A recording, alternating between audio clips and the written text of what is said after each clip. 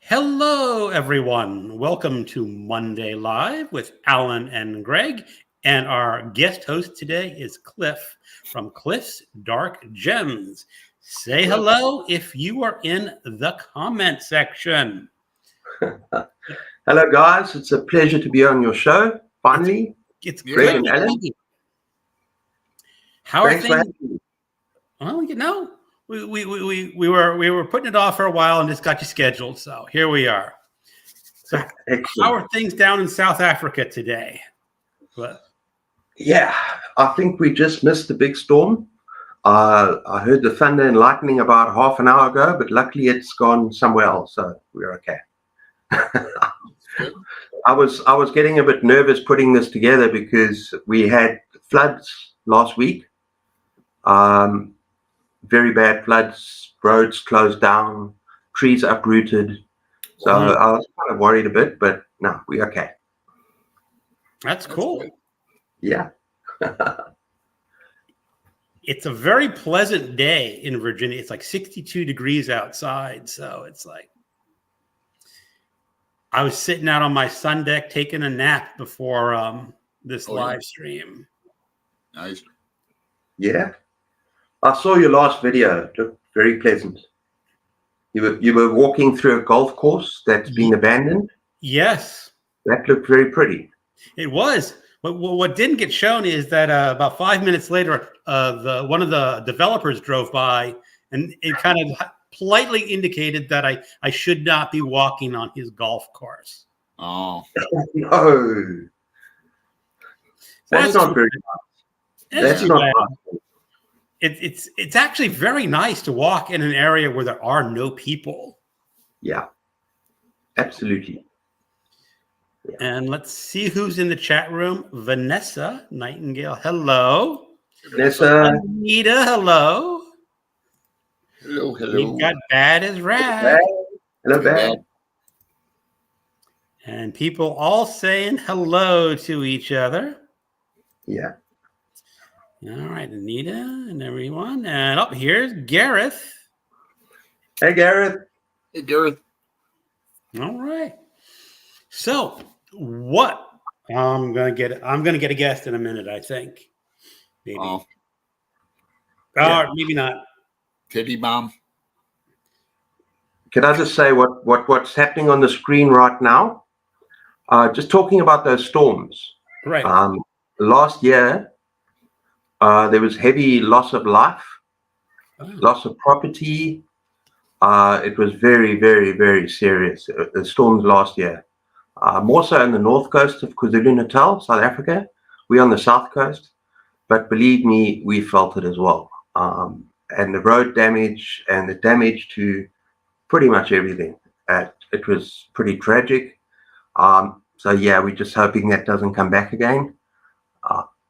This whole homes were built on a slope. Mudslides would basically take the whole home with them. So yeah, it was pretty tragic. Yeah, and you see cars getting washed on the freeway out into the ocean, and it was chaotic. It was really bad. So we get those storms every now and then. We just pray that they don't get too bad. Last year was terrible. Yeah, I remember. I mean, you're talking about heavy storm. I remember. I think it was Johannesburg had a very severe drought a couple years ago, and they were. Yeah. I don't know if that's over or is that. It's constant, but it's not so much just the drought. It's the way that government manages these things. Yeah, it's. But I don't want to get political. Oh yeah, let's not get. Well, we're going to get talking about the books people are reading. So, yeah. So Cliff, as the guest, you get to talk about your books first, and just talk about a recent book you've read or one that you're currently reading, and you want to show everyone. Yeah, I'm currently reading Ray Bradbury. What's it called again? I Sing the Body Electric. It's a collection of short stories. Gareth will know about this. And I'm finding it kind of underwhelming. Unfortunately, it is not up to the quality of some of his other work. such as a lot of the shorter stuff. Something Wicked This Way Comes. But I think of his collections like what was that one? The Martian Chronicles. Illustrated Man. He's done so many. Say that again. The Illustrated Man was like one of his most famous. Man, yeah. And this just doesn't gel for me. There's something off about these stories. It's more miss and hit, which is unlike Ray Bradbury for me. And I'm busy with the title story, which is not too bad, actually pretty good. And there have been one or two that, okay. But yeah, this collection so far, I'm only halfway through, is a bit of a miss for me. But I'm gonna have to talk about it. I'm gonna have to talk about it on my channel. I like the title. Comes Yeah, from Whitman. Walt Whitman. It's a stunning title. Yeah. I'm just hoping it gets better. I hope it picks up.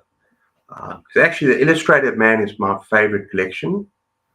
It's just there's hardly any duds in there, and the writing is still magical. It just seems that there's something missing.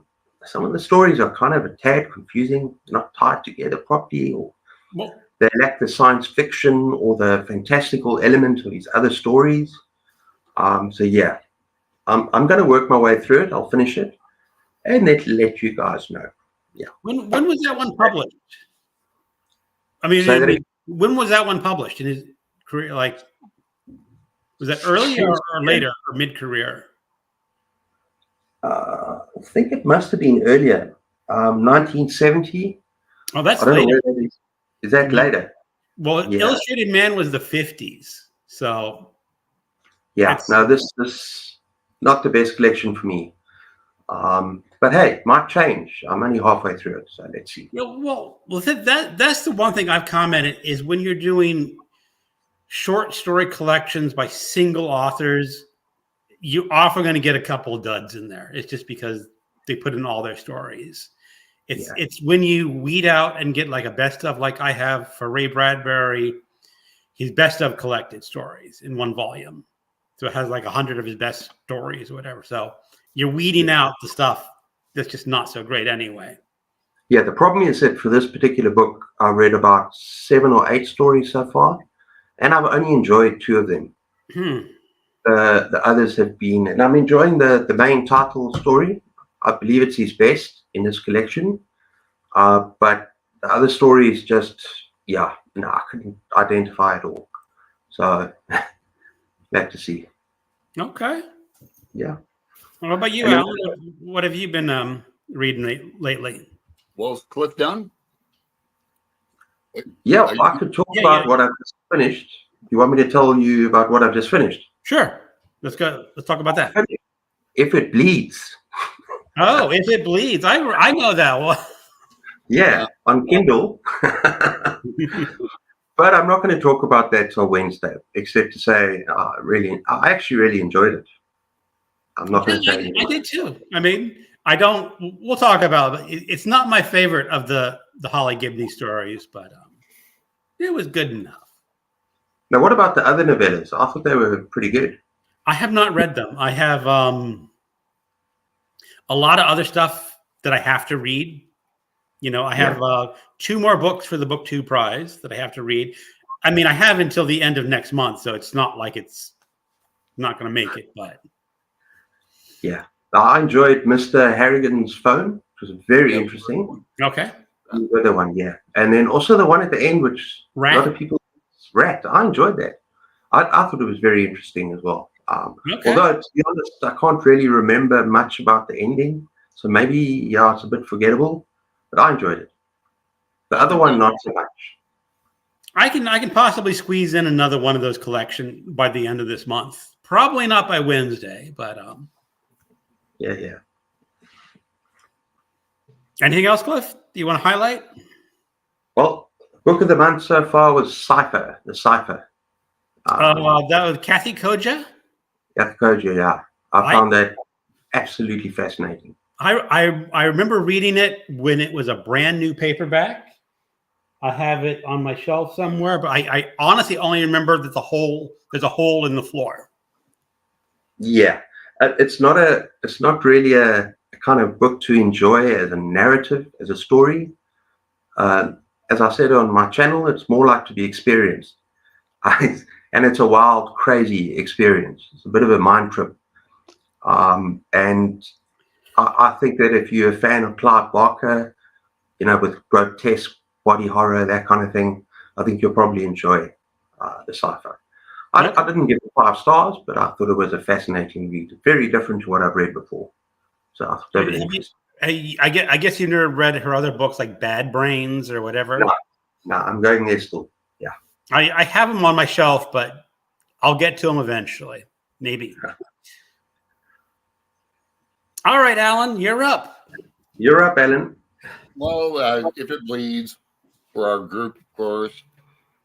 And I've been reading some poetry from Germany, this Gottfried Benn.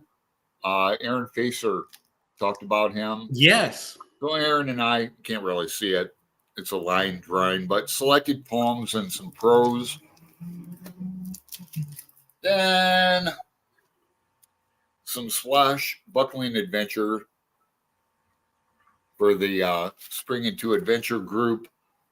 I need to read this. I want to read this pirate story. But I haven't been reading a whole lot this week. Honestly, I've been doing other things. That's all right. Yeah. It happens. I know you got your music and your art and whatnot. Yeah. Had a good art week. So you're good, multi-talented, so that's good. Well, before I get on to what I've been reading, let me catch up with the comments because those can get out of hand. Yep. Bad things, same here. It's terrible weather, a bit crazy. We've been having some large hailstorms, and the heat is getting worse.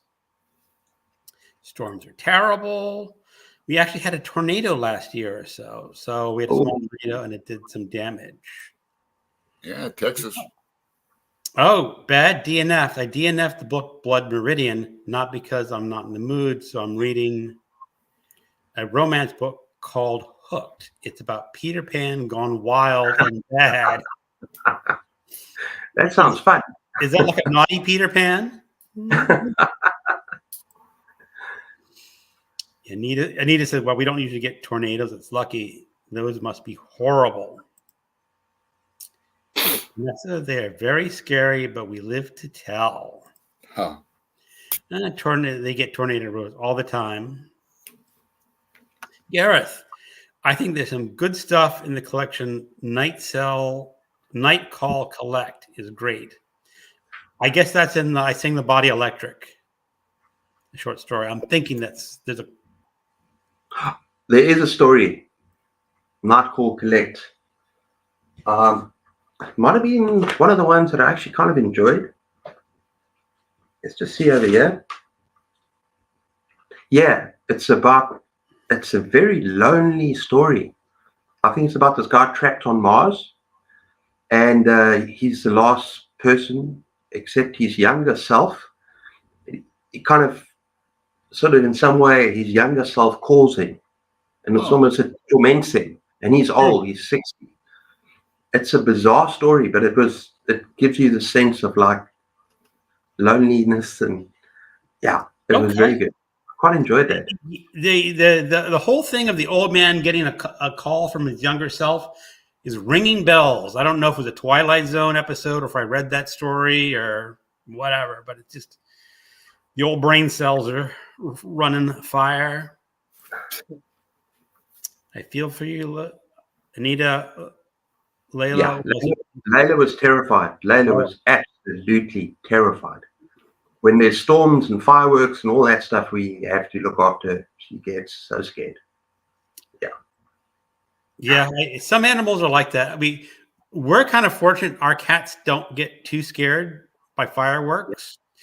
Now, the thing is, Alan will know, the house that I live in backs up to a ravine, and then it goes to the woodland, and then there's the Rappahannock River, and across the river is actually the baseball field for the amateur league baseball. So every Friday night after the game, they set off fireworks.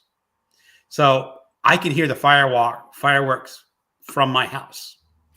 Can't really. Yeah. You can sort of see them if you stand on your tiptoes and look out the window over the trees, but my cats fortunately don't get scared. They just sort of ignore it. Yeah.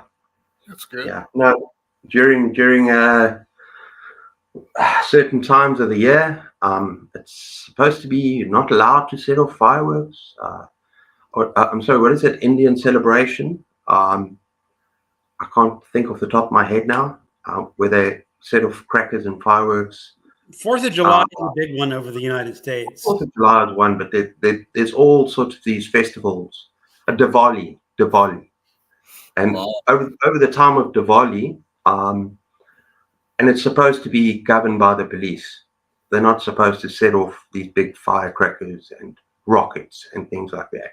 MADs. But in South Africa, they kind of seem to get away with it. I don't know if it was last year, and his family started setting off these huge rockets, like kind of over the road from us. It was terrifying, and just not allowed to do it. But things like that aren't governed here. So poor Layla was just, yeah. That's one thing to have those little crackers and those fireworks. That's one thing, but just full-blown rockets coming out of the garden. So, we had that problem when I lived in Washington State, because each city and ordinance can make their own rules on fireworks. So when we lived in the town of Auburn, they had a rule: if it goes up and blows up, it's illegal in the city limits. So you could have, like you said, little firecracker type of things going off on the ground, but no big ones. But when we moved to this town called Bonnie Lake, they had no restrictions whatsoever. So people in the neighborhood would buy hundreds of dollars of fireworks, and they were just blasting it off from their front yard. And it was just so noisy and so obnoxious that my wife and I, most of the time, would put the pets in a shelter and just go out of town that week, because it's just like, God, that's wow. It's worse than Portland. it is. The thing is, I just don't get it. I mean, the fireworks after a baseball show that lasts 10 minutes, okay, that's fine. But if it's going on since dusk till midnight, and every house, or not every house on the block, but so many houses on the block, just firing them off. Yeah, no, that's crazy. And no thought for the damage. Yeah, and no thought for the damage they do to the poor animals. Right. Sure. Well, I lived next to a hill that had some dry grass, and one year it started a small fire. Now, fortunately, there was a police officer who drove by, and he got there really in time just to come in and stomp it out with his feet, but it could have been a full blaze. Yeah. I remember when you had to buy like fireworks in Tennessee. They weren't legal to buy all over. Now it seems like every 4th of July, they'll stands will start sprouting up, and you just buy them wherever. Alan? Yeah, the money. The money. Lots of people will spend hundreds of dollars on that. Yeah. No, that's crazy. Like when I was a kid, but I don't have kids or anything. And it's kind of romantic too, a little bit. Go by the river.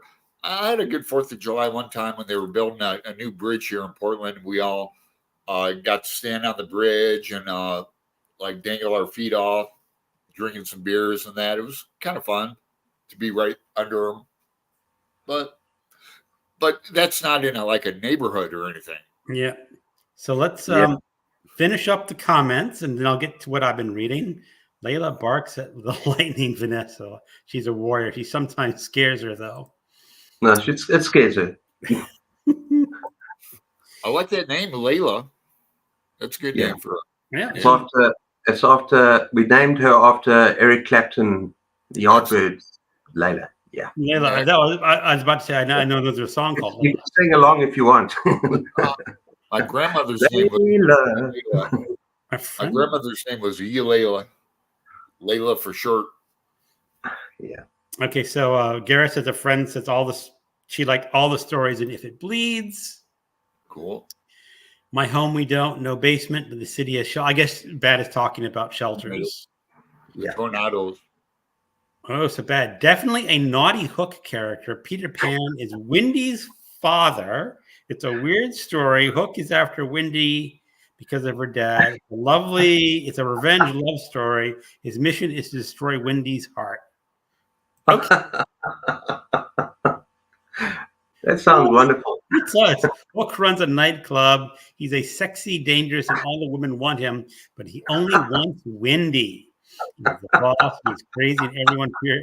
That just sounds messed up, but messed up in a way that could be entertaining. Awesome. All right. So They got like a erotic children's tale into some kind of. all right, we can only pop those fireworks out of city limits, but no one listens. All right, so I'm going to tell you what I'm going to hold up what I've been reading, but there's a question that we're going to be talking a little bit probably about horror mayhem, and there is a prompt on the bingo card about technological horror.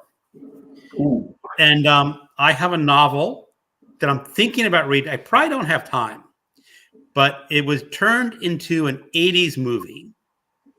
It was science fiction and horror mix, and it made every teenage boy absolutely drool. Now, my question is, if anyone's in the comments, can you guess what that movie was and what novel it was based on? We'll see if anyone... It was definitely 80s. I was definitely still a teenage boy. I might have been 18 or 19, but still young. Okay. I finished Peter the Latvian by George Simenon. This is the first in a very famous police detective series, written in French. Started off in the 30s and lasted until the 70s. I think Simenon wrote like 75 books in this series. So my problem, it's supposed to be one of the best police detective series of all time.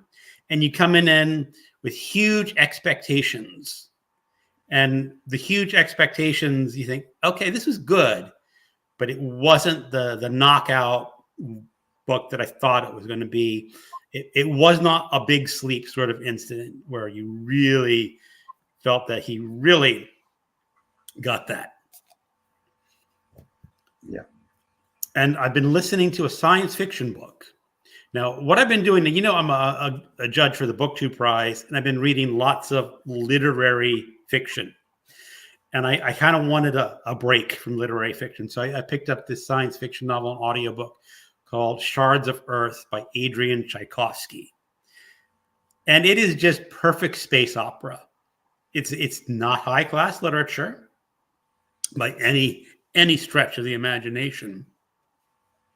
But without going into too much, it's set in space. You have a spaceship, a salvage crew running against evil aliens, an evil mob of aliens. A giant clam is a mob boss, or an alien that looks like a mob boss.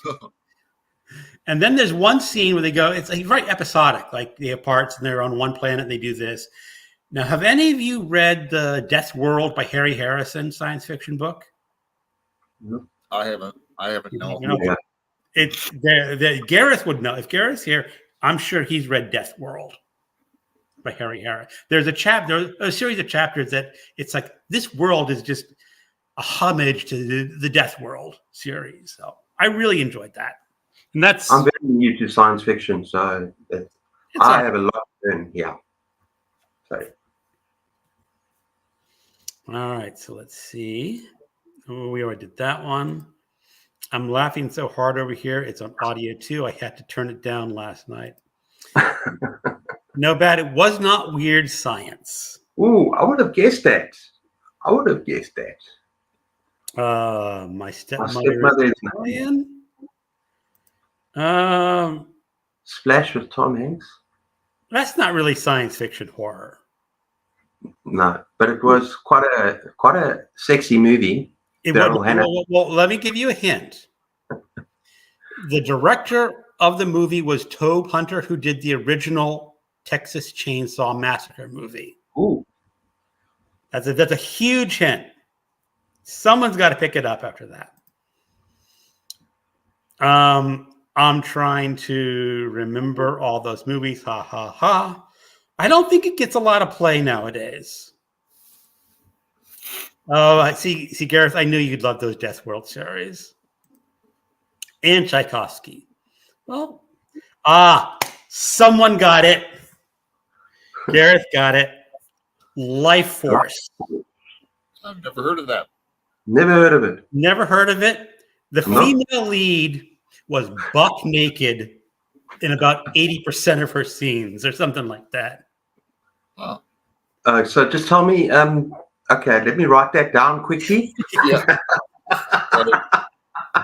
Is that one word, Greg? Life Force. Okay. Life Force. Natalie Bay. Is that her name?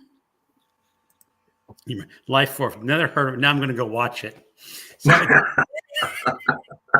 it's based on this book called The Space Vampires. That looks like a body cover from where I'm sitting. Body cover, but she was wearing a lot less in the film version. Okay.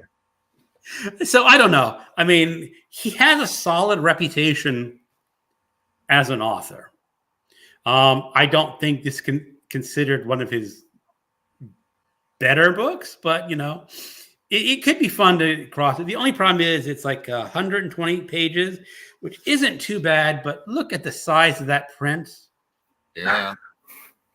I mean, it is old school. And could you consider a book like that, Garb August? Where would you place that in terms of trash? Maybe you get real Garb August trash, and then you get... I don't know. I don't think it could be considered Garb August trash. And the movie would probably be on the trashier side, but I'm not positive about the book. But we'll see. Oh, Meow says bad. Bring her closer.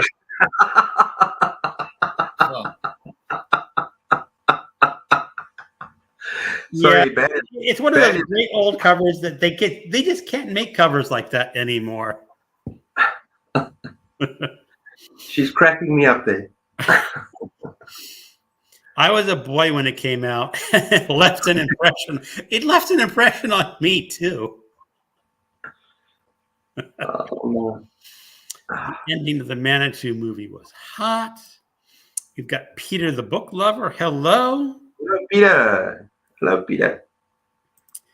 Book Chat with Pat. Hello, Pat. Hello, Pat. All right. And people saying hi to each other. Hello, Peter. Hello, Peter. Now I'm happy. Thank you, Greg. I love those classic covers. Forgive me. I had to leave. I had a sneezing fit. Luckily, I caught the mute button. That's all right. Sorry about that. Okay. No problem. Now, have you picked out a lot of I know you're part of the Horror Mayhem, Cliff. I'm not one of the co-hosts. You're not one of the co-hosts? No. Well, was it easy enough to just join to be a co-host or what? I don't know how that works. The Bookish Bryants did it, and they invited a lot of people. I don't know. Yeah. So no, but I'm taking part for sure. Cool. I'm gonna have fun with it. I don't think you have to be a co-host to have fun, right? No, certainly not. So, is there anything particularly interested that you're looking forward to next month in Horror Mayhem? Yeah, I'm looking forward to reading a lot of shorter fiction, obviously, and I've actually got a pile of shorter horror fiction compilations. I can show you some of them. I haven't picked the stories yet. I'm going to look at the bingo board. I'm going to look at that, and I'm going to there's actually more inside. I haven't got all of them yet, but I got horror stories. This old Pan book. I don't know if you can see it. Wow. How's that cover? That's a good one. Yeah. And then I've got maybe for the horror technology one, I've got Ray Bradbury, but these are stories chosen by Ray Bradbury. So yeah, got that. And I've got some compilations called The Darker Side. And this has got some awesome authors in as well. So it's a nice one I picked up. Who does this have? This has Brian Keane, Tim Levin, Simon Clark. Oh, so yeah, there's a host of good stuff there. And I've also got Dark Forces, which you've got the same copy. I have different edition. I have Dark Forces, but I don't have that edition. Yeah, this is a different edition. You have a nicer edition than I do. Better cover. This is a lovely edition. And it's got Ramsey Campbell, Ray Bradbury, Robert Bloch, Joyce Carol Oates, T.E.D. Klein, Richard Matheson, Stephen King, and many more. So this will be a good one to dip into. And as long as I fill the prompts, then I'm good. And then I'm also going to take part in Zombie-thon, which is hosted by Kat at Cat's Novel Adventures. And it's like a horror comedy as well, so it'll fit the bill there. And that's Night of the Living Trekkies. Right. It looks like fun. I said I've heard of that one before. Yeah. People just said it's just really ridiculous, but it's meant to be over the top. Yeah. It's silly. But sometimes that's a good thing. Sometimes that's what you need. Yeah. And one final thing, and I think there's a lot of older, more classic stories in here. That is Spine Chillers. I love this cover as well. Sorry for the glare, but this is a beautiful cover. Okay. I've got a couple of other big volumes like this, but I didn't have space on here. So that's all right.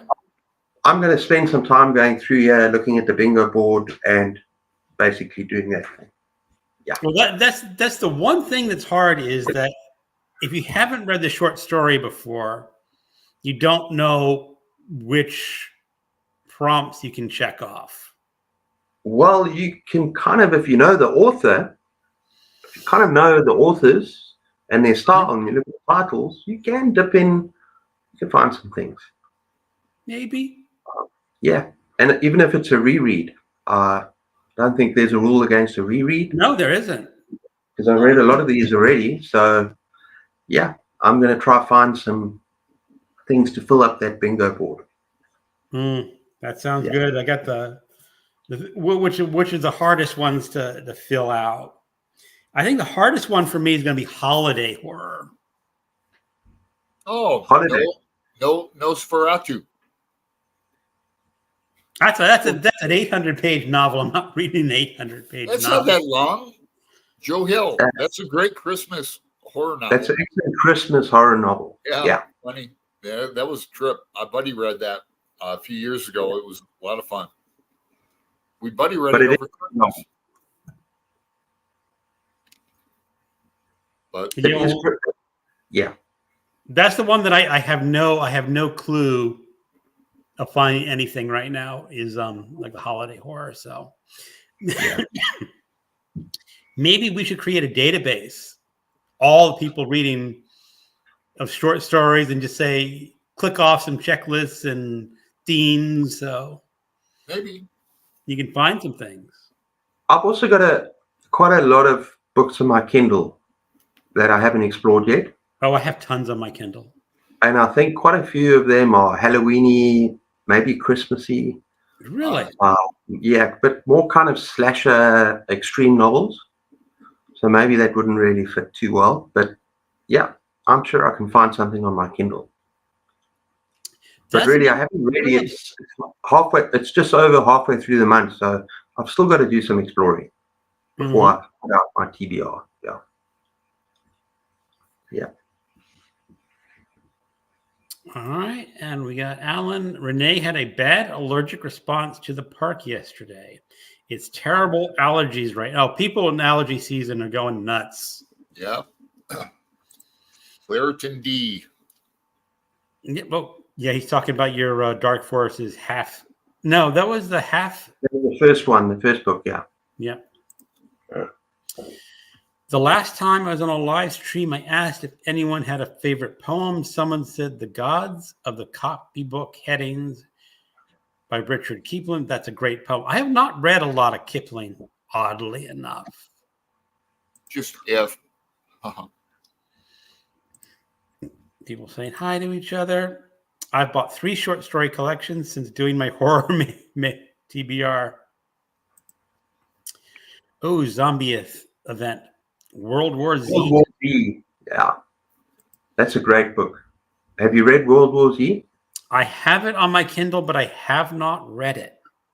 I think you will really enjoy it. It's a completely different take on the zombie tale. I mean, it's a... Oh, sorry. She's just passed me the Rudyard Kipling verses thing from the previous one. But it's a completely unique take on a zombie apocalypse. Because it's after the fact. The world has almost been destroyed. The nations of the world have been completely altered. And there's eyewitness reports around the world. And you're looking at how different nations prepared themselves for the apocalypse. And obviously some successfully and some not so successfully. So there's a whole political, economic thing there as well. Sort of a sociological thing. It's absolutely fascinating. I love that book. And so it's not just your normal running around with zombies killing people. There's a lot more to it than that. That'd be a good book. The End of the World group. Great. Yeah. I think the End of the World group has petered out. Yeah. These groups last 3 or 4 books and then they end, and that's just the way things go. Yeah, I'm kind of too many groups. Really, I can't keep up with the adventure group sometimes. I know. Yeah, I love post-apocalyptic fiction. I should have joined that group. Yeah, we were. Children of Men was a good novel. It was. I haven't read that. Now go ahead, Cliff. Oh, No, I haven't read that yet. Sorry. You go ahead. Yeah, it's a very different type of dystopia post-apocalyptic. You know, the idea was it was dystopia / post-apocalyptic. It wasn't, because we started off with 1984 and then did We by Zimyatin. And it was a very different take on a dystopian society. Okay. Indeed. So Bad is going, The Terror by Dan is pretty much yeah, that's going to take you a lot of the month, but it's such a good book. Yeah. That is an awesome book. Yeah. Greg, wasn't the book you've just been talking about, wasn't it made into a pretty good movie? How's the movie compared to the book? Oh yeah. Children of not Men. World War Z, the World of Men. What? Children of Men. There are some people. I never saw the movie, but I did. It's good. Clive Owen. Is it good? Is it good? Uh-huh. Yeah. Okay. Yeah. Great premise. No spoilers. No. Oh, Ghostbusters is free on Audible now. I did not know that. Huh. Greg, you could find a Halloween themed story for. I might be able to. I could probably put in Halloween stories in my Kindle and come up with something on Kindle Unlimited. Yeah, I'm sure you could. Yeah. Because I guess it's not limited to Christmas. You can do any sort of holiday. Oh, sure. Yeah. Well, I've got a book in the next room that's out of reach that I could have brought here to show you. Also by who I've been talking about for the whole time, Ray Bradbury, that I mentioned on my last video, or the one before that. And it's a novel. And it's about this house, almost like Gareth helped me with this. I can't remember what it's called now.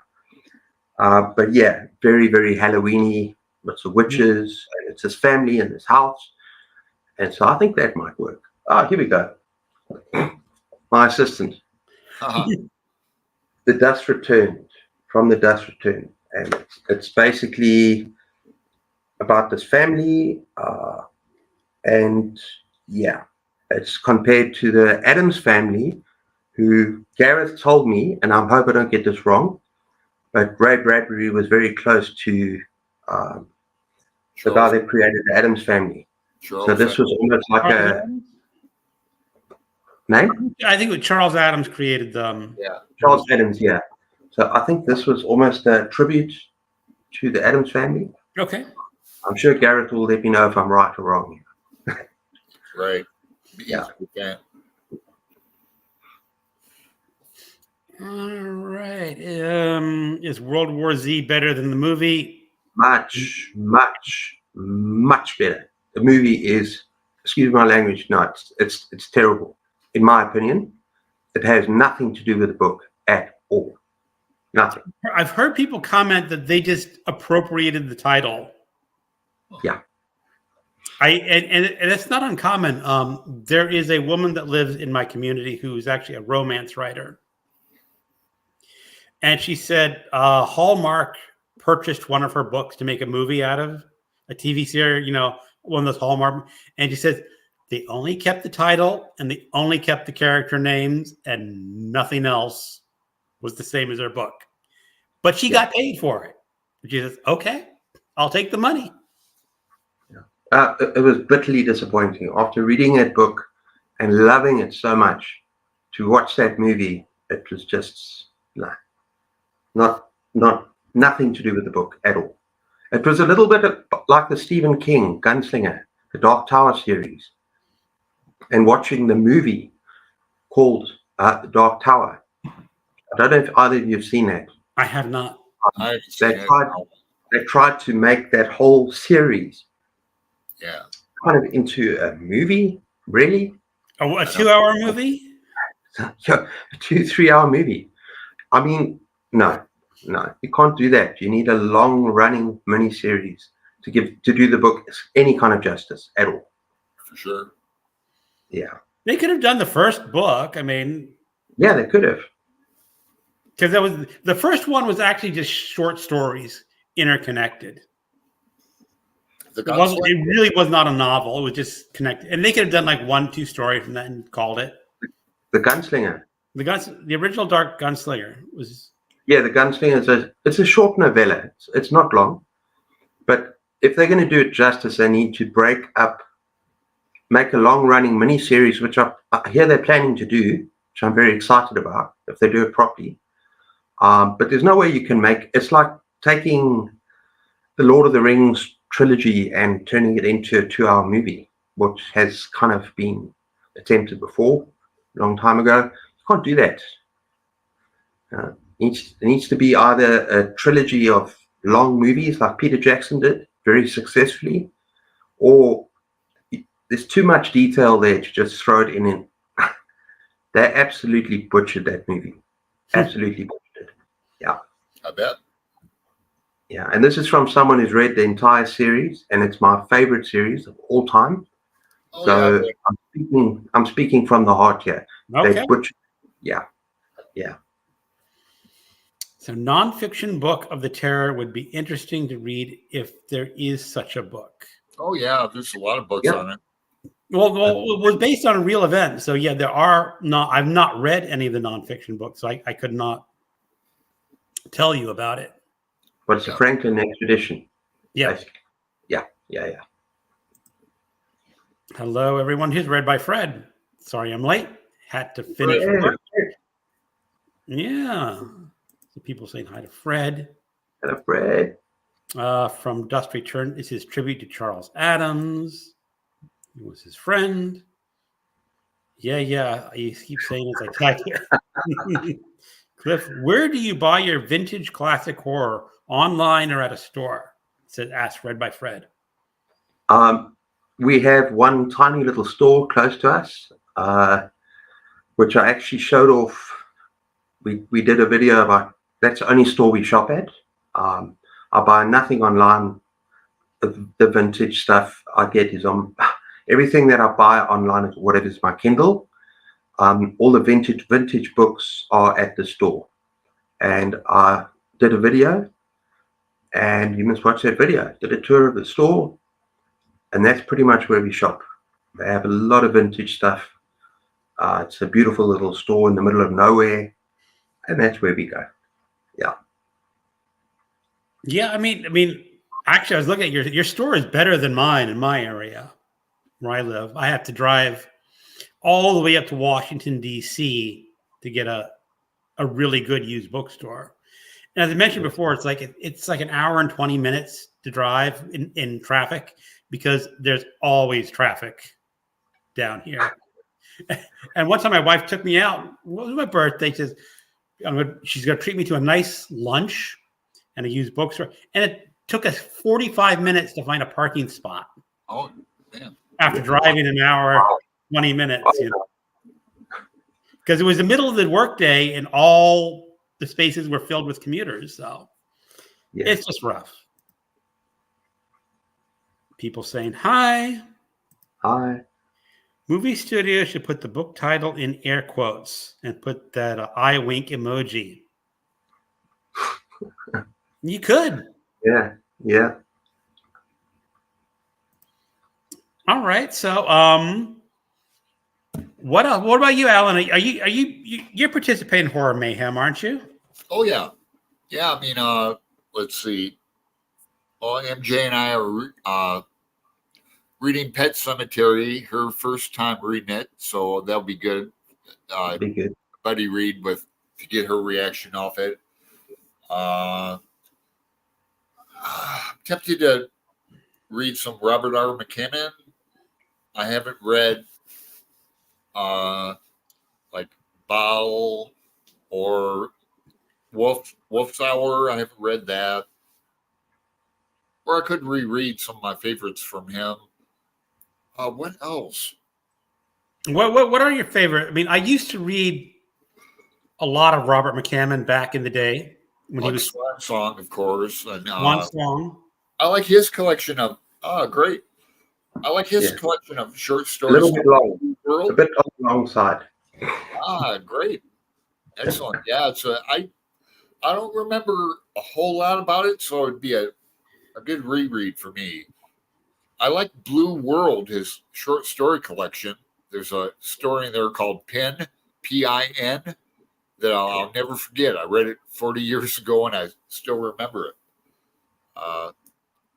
And there's a big spoiler in that, too. But if you ever see the story Pin, it's a good story. Okay. Yeah. I remember I was in high school.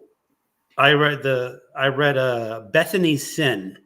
Yeah, I haven't read that either. I like that's actually. For a while he took it out of print because he didn't think it was up to his later novels. But I kind of like. It has a plot line which I don't think would go over well in today's culture. Is that some of the culture warriors are going to look at that and go, no, you can't write that about that. But I liked it. As a teen, and then I reread it about 2 years ago, and I still liked it. It has some very good moments to it. It sounds like Bethany has like a sexual sin, huh? Or that's what it sounds like to me. Well, it goes like this. The basic outline is that there is the male main character who is a Vietnam veteran who would be dealing with post-traumatic stress disorder. He's trying to be a writer. His wife got hired at a small college in this small southern town known as Bethany's Sin. Oh, okay. And so he's going to live in this nice neighborhood. They have their daughter. He is going to write his book, except that there's something going on in this town that's not quite normal. Well, I would like that. Maybe I'll pick that up. I'm going to go to Powell's next month and try to get some vintage. I need to read more Robert McCammon. There's so much more Robert McCammon I'm looking to read. I also enjoyed Blue World. Some of the stories in there. I don't know if you remember that story of the man who is older. That's Bethany's Sin. That's Bethany's. And he has to relive his youth. He used to be a film star and don the suit. He was a superhero. And then he goes after this real killer. I absolutely loved that story from there. But Bethany Sin, now that you're back, there's a lot of his older stuff I haven't read yet. I loved Boy's Life. I like that too. And Boy's Life, and there's another like kind of mainstream novel. Is Boy's Life the one where the mayor is walking around naked and stuff? Or is that the other one? South? Oh man, now I'll Google it. I've read both Boy's Life and South. I don't remember a naked mayor scene, but yeah, there's a character that he's walking around naked in the town, and people just that's the mayor. He's naked. Pretty sure it's McCammon in that. Well, the thing is, McCammon stopped writing for like 10 years, 12 years. Oh. I mean, he published. I think the book was Gone South, right? And then he just stopped publishing for like 10, 12 years. He took a break. Didn't he turn to a lot more crime fiction? He kind of experimented with a lot more genres, different genres, crime fiction, mysteries. I remember he took a break, and then he published this historical mystery, semi-horror. And he made a comment that he had written a book. He wanted to do like historical fiction of a circus, like during World War II or something. And I guess his publisher just rejected it, saying, this is not what you do. And he just said, well, screw you. I'm just going to not write another book. And then he eventually went back to it. I mean, I don't know the full story, so. Yeah. But I used to read his books whenever they came out. Like I said, I read Swan Song, Stinger. There's another one. I haven't read that one. Stinger? No, I haven't read that one. I'm getting that could be good for science fiction horror. Okay. How big is it? How big is it? Oh, Stinger is a big. I think it's 400 or 500 pages. Something. Yeah, because we both got to remember that next month, along with Mystery Mayhem and Zombie-thon, we also have this Holly book to read. Oh, we have that Holly book, but that can count. And that's quite a big book. It is. I think somewhere in this checklist of Horror Mayhem, Holly will check off something. Yeah, I don't know that for sure, but I think something can be checked off. I did hear some rumors without spoiling anything. I don't think it's a spoiler, but isn't there something about cannibalism in that checklist? Yes, there is. Oh, so there may be some munchy in Holly? There might be some munchy, yes. And that's not a spoiler. I think that's just, yeah. Okay. And in fact, that's a subgenre that I quite enjoy. Strange reason. I suppose it goes hand in hand with zombies, munchy.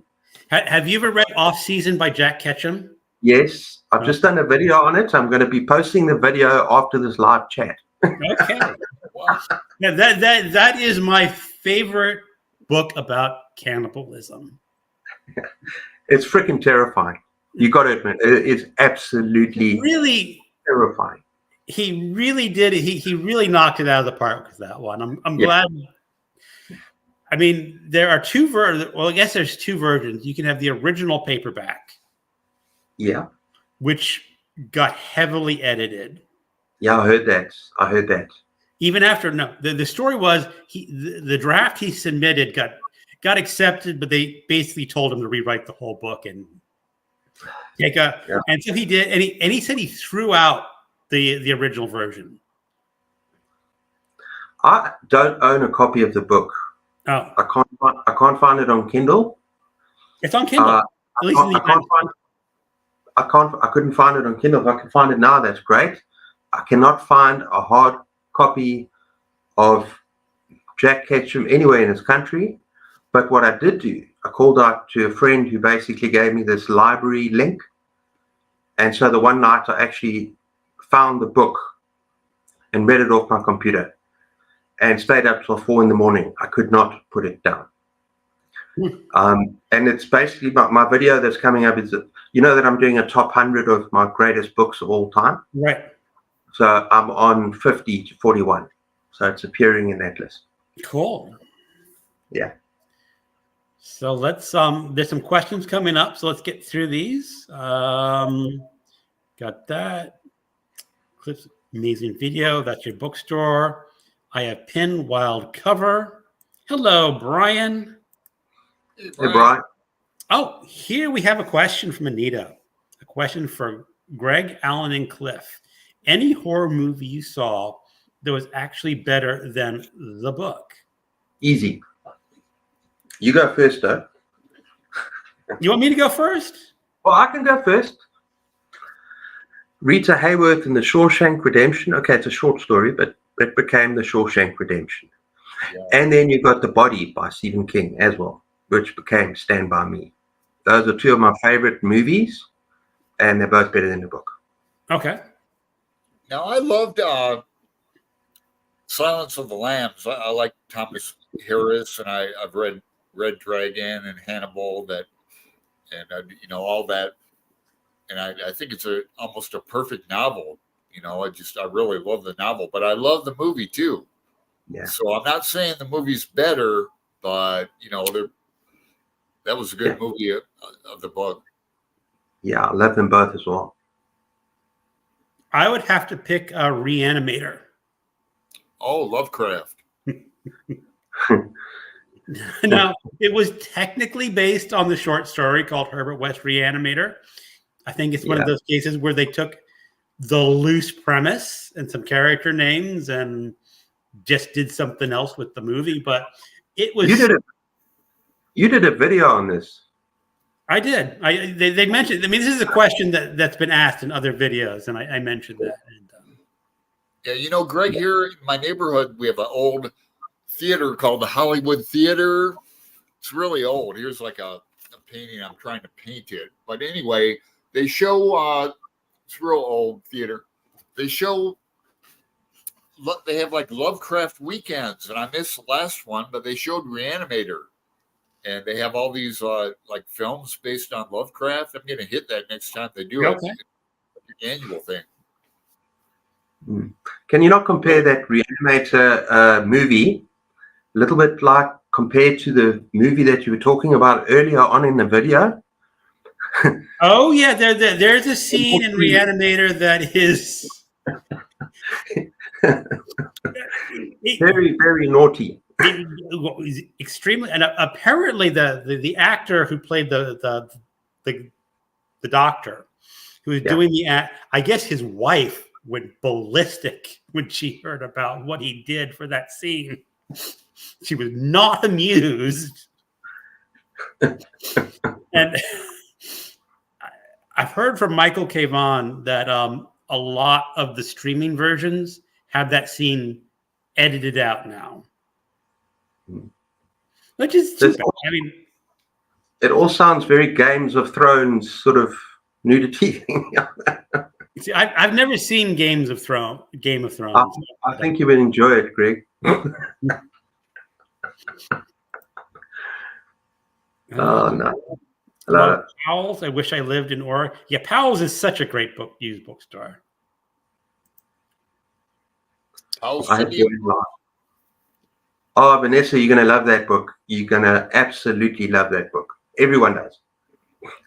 I read it when it first came out. Yeah.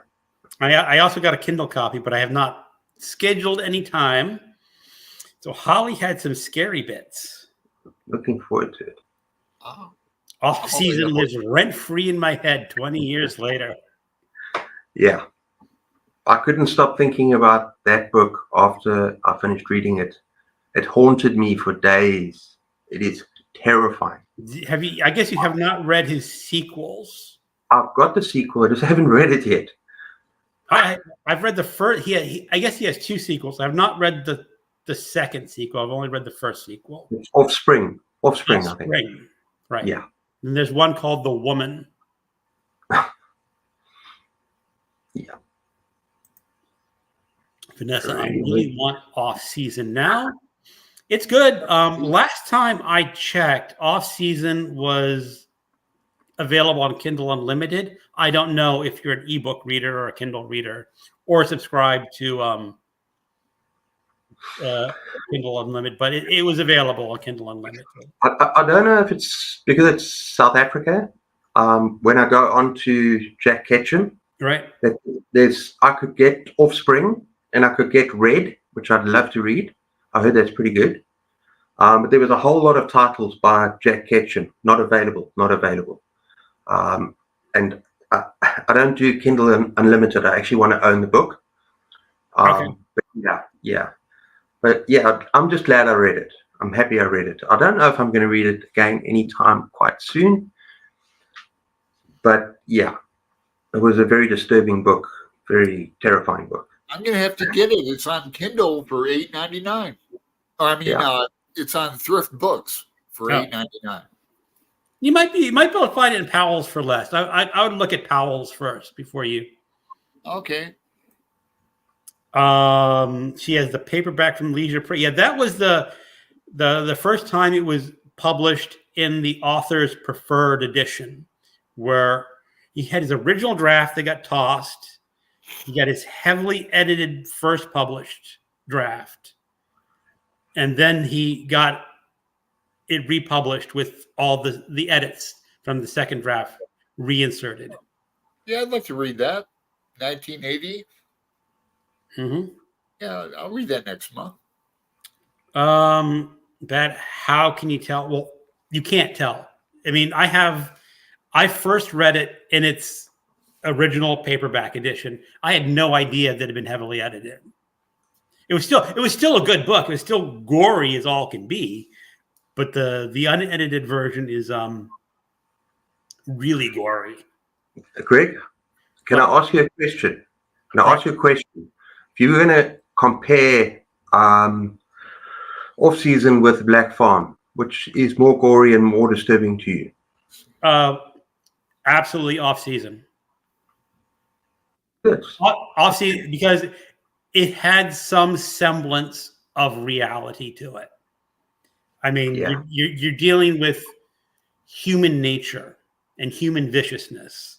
That's what scares Greg the most. And Black Farm, he was just making stuff up to be gory and crude and adding things. I mean, there's a scene very early in the book where he's a prisoner. Oh, yeah. And it's not like he's inserting screws into his teeth or something. Oh man. And it's torture porn. Except for the world. The world is beautiful. Come on. The world was gorgeous. And it was imaginative. You know, those huge creatures that were patrolling. It did, but I didn't worry me because it just said it's essentially a fantasy story. It has no rooting in reality. Now, Bad has convinced me I need to read Return to the Black Farm. It does go into the history a little bit more. Okay. But I have to be honest, I like the first book better. Okay. But hey, opinions are like, well, we all got one. Yeah. Bad. I like all of Stephen King movies. Better than the books. She's not specifying. She's just saying all Stephen King movies. No, I'm sure. Not sure about that. Red Dragon was very good. Yeah, that's true. That guy was I remember. Was it the original Red Dragon or Silence of the Lambs? First one is Red Dragon. I know. First one. I was reading that when I was at university. This is before the movie came out, and I remember I was supposed to be reading books for class. I was reading Silence of the Lambs instead. Just kidding. I guess you're saying just kidding, but all Stephen King movies are better than the books. Reanimator is a good shout. Yeah. Like The Mist. Mist is actually both a good book and movie, to be honest. Very Yeah. different endings, and the endings are so different, and yet both of them are so powerful. To be honest, that was a good remake of a good book. Yeah, Good and bad. I read The Mist back in the 80s when it first came out in this Yeah. edition. This is my second copy. Whatever happened to my original edition, but I was stunned by The Mist when it first came out. Back in the 80s. I really loved it. And I have not seen the movie version of The Mist, but I do know what the director changed at the end. Yeah. And I think it's a little too gimmicky. You think so? I think so. Yeah. He does it for a punch effect, you know. Yeah. And the way the book ended is like things are strange. We don't know what's going on. But I heard that Stephen King actually really liked the movie version ending. Yeah. Can I tell you what turns me off The Mist a little bit? Oh. And actually, this is something that turns me off a lot of Stephen King stories. And this is just something that it's very personal. I don't like all of his evangelical stuff. And like in The Mist, there's that one woman who tries to... In The Mist. Yeah, it's like repent and this and this. There's a lot of stories there where he goes overboard with that stuff. I don't like it. I personally find it turns me off a little bit. Now, I know there's one Stephen King novel that I haven't read yet. Not Elevation.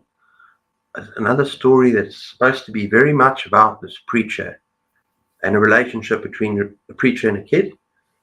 But it's one of those things I don't really like to talk about. Maybe there's something in my childhood and my background.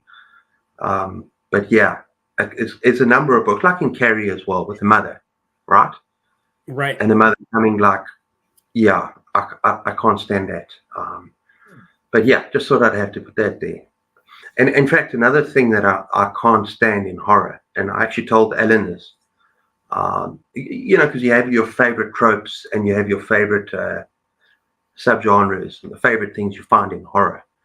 One of the things that I can't stand, and my wife can't stand, and this is not just in books, but in movies in particular, is home invasions and basically a very brutal kind of home invasion, violent, because we had a personal experience with that. Maybe not the violent part, but in Johannesburg, while we ran away from there, we were pretty much drugged, Layla as well, and they came in and took everything. And we woke up groggy. Layla could hardly wake up, and they had taken everything. And funny story about that is not funny at all, but the policeman came, and they were like, "Where's the coffee?" And this is straight after the fact. And the policeman said to us, like, "Oh, well, at least you're feeding some people because that's the way the country is." Wow. Yeah. And I mean, it's a point of fact in this country. I'm sorry.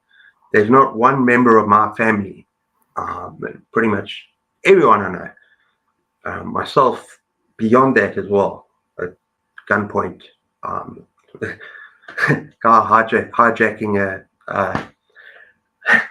what was it, a liquor store, not a liquor store, petrol station.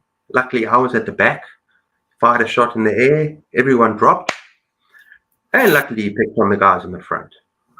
But there's not one person in my family that doesn't have a story like it. Yeah, that's scary as hell. I've Yeah. never heard anything like that. Not close to it. Just fighting and that, but nothing like that. It's really heavy. Yeah. Look, there's beautiful parts about this country as well. And it gives you makes you kind of stubborn, and kind of hard. Yeah.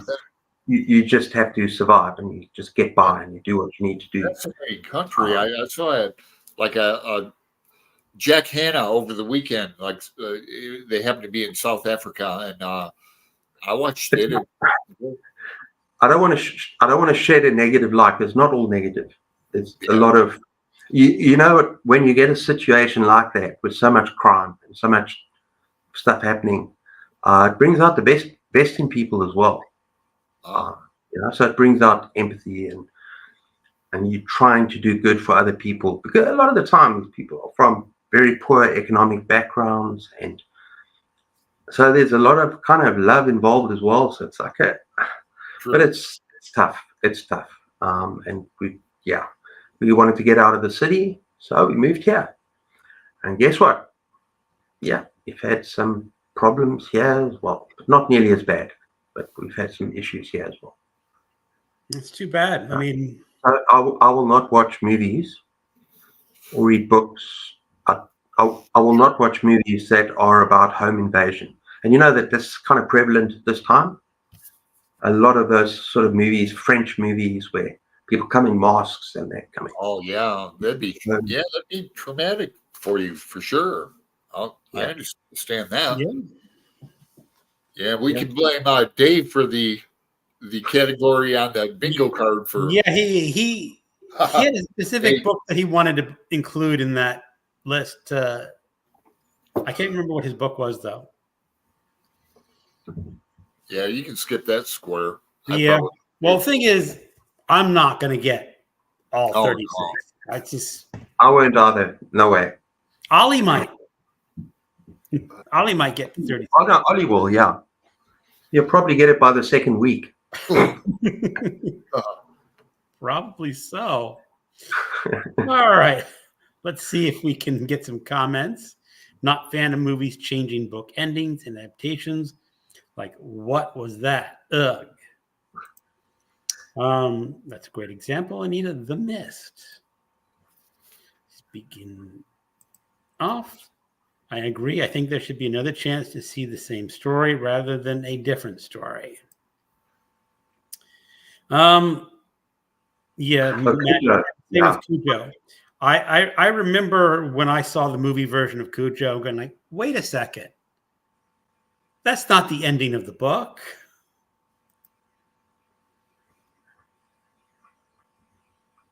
We're talking, he thought of that. They're still talking about The Mist. The ending. No, that was Cujo. No, that was Cujo. No, I think people are talking to each other and we're talking about two different things. There's the ending of The Mist and the ending of Cujo, where the ending of the book Cujo is very different from the movie version. Yeah, but I think that Anita was saying that the book Cujo, Stephen King was thinking that the ending of the movie Cujo was better than the book. No, it can't be. No, I think he said that about The Mist, that he thought he really maybe not the book. Okay.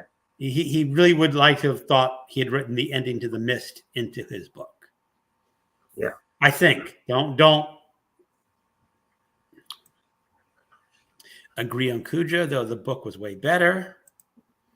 Oh, Greg, I agree with the Game of Thrones is a heck of a watch. Yeah, but isn't that like 80 hours long? You could always just forward it to the best bits.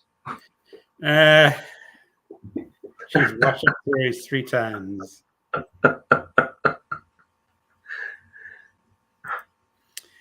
She read the sequel to Offspring. It was good, but nowhere. I agree. It just he was on all cylinders when he did Off Season, and Offspring was just riding piggyback. Is on Kindle Unlimited, but Off Season is not available at all in Kindle in the UK. There are some weird copyright issues. A lot of this stuff. The Girl Next Door is free on Holly. That's a good one. I haven't read that yet. That is loosely based on a true story. Yeah. And you know the basic premise, right? Yeah. And a lot of people get into that book and just get so disturbed they don't like reading it because it strikes too close to home. Hi there. I'm at work, so I can't. Hey, Nicole. Hey, Nicole. That part was crazy in the Black Farm. I agree. The writing was incredible. I think we're talking about the The Teeth. Yeah. I think Greg might like the first one too. I think we're talking about, again, Black Farm. It's on my list. I might be able to squeeze that in for Horror Mayhem.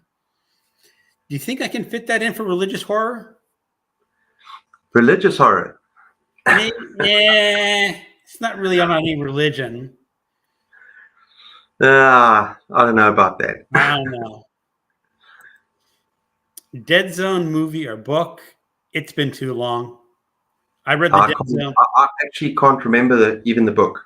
I need to give it a reread. I can't. It was forgettable for me. About some guy who's got powers or something. He's got some. He wakes up. He's almost dead, and then he can tell the future. No, he can. He has visions of the future, or a possible future. Yeah. And I read the book when it was brand new in hardcover, which was the 80s. So you gotta remember that was a long time ago. Yeah. Sorry to hear that, Cliff. I completely understand. I'm very sorry, dear friend. Okay. Yeah. Sounds awful. Yeah. Sounds terrifying. Yeah, sorry. I actually kind of rambled a bit there, but hey, I have to get it out of my system sometimes. Yeah.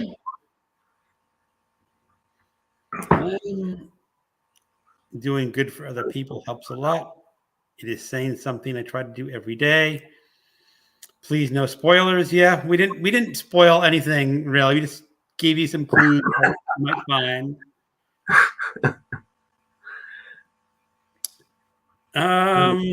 Bad. Now I'm curious in Cujo. I will add that to my TBR. Bad says it's worth the 80. Is it 80 hours or longer than 80 hours? I don't know. Stephen King said about The Mist, not about Cujo. Okay, I was wrong there. I said Cujo. Yeah. Yeah, I might too. I haven't read much Stephen King, but probably will. Yeah. Vanessa, I have to go to work now in the morning. Great talking. I have to go. Oh, I have to go to work in the morning. I guess it's getting late in certain parts of the world. Well, I've still got to post my video. Oh, okay. Oh, well, we can go on for like another 20 minutes. No, we can go on. Yeah. No, I'm saying it's going to be like 12 o'clock when my videos, but that's probably prime time back in America, so it'll be a perfect time to post it. All right, that is the end of the comments. Well, anything else that you're looking forward to in Horror Mayhem? Cliff, yeah. Yeah, I'm actually having a look here. Well, like we've already spoken about, I'm looking forward to Holly.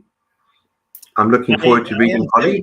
And that's probably going to be the first thing that I read, because I've got a very basic idea of the premise. And remember, I already mentioned the Munchies. Mm-hmm. But I don't know much more about it. So I'm really looking forward to picking it up. But I have got about... I've shown you some of the books, but I have got about another 4 or 5 editions like this of and authors that I know. And you know, the 4 basic weeks, classics, kind of more contemporary. The first week I might struggle a bit, but I'm going to do something different. I'm going to think of, because it's local horror. Right. I was going to ask you about local horror, writers in South Africa.